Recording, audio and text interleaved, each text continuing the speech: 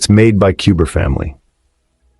Did you know that there are 43 quintillion, 252 quadrillion, 3 septillion, 274 billion, 489,856,000 possibilities to scramble a Rubik's Cube? That's right, folks. This little cube of colors is a mathematical marvel. Today, we're diving the world of the classic 3x3 Rubik's Cube.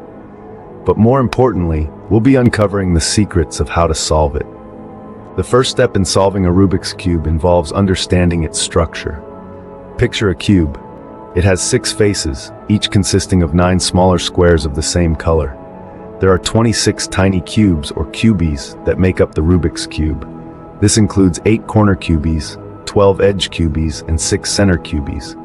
The center cubies are fixed and dictate the color of each face when solved. Now, moving on to the method, we'll be using the CFOP method, which stands for cross, F2L, OLL, and PLL. Don't worry if that sounds like gibberish right now, it'll all make sense soon. First up is forming the cross. This refers to creating a cross on one face of the cube, usually the white face, where the edge pieces match the color of the side center cubies. This requires a bit of practice and mental visualization, but once you get the hang of it, you'll be forming the cross in no time. Next is F2L, or first 2 layers. The goal here is to complete the first 2 layers of the cube. This involves positioning the corner and edge cubies correctly.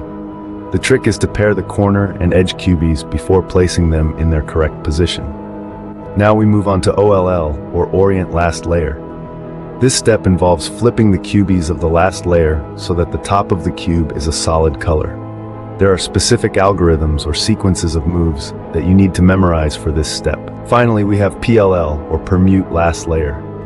This is the last step where you move the cubies around to complete the cube. Again, there are specific algorithms for this step.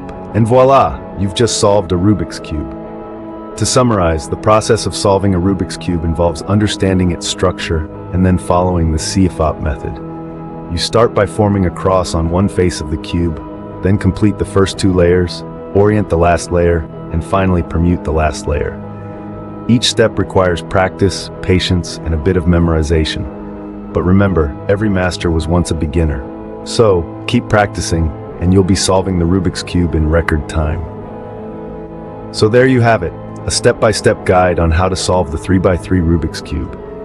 Who knew that this little cube of colors could be such a fascinating journey into the world of mathematics and problem solving?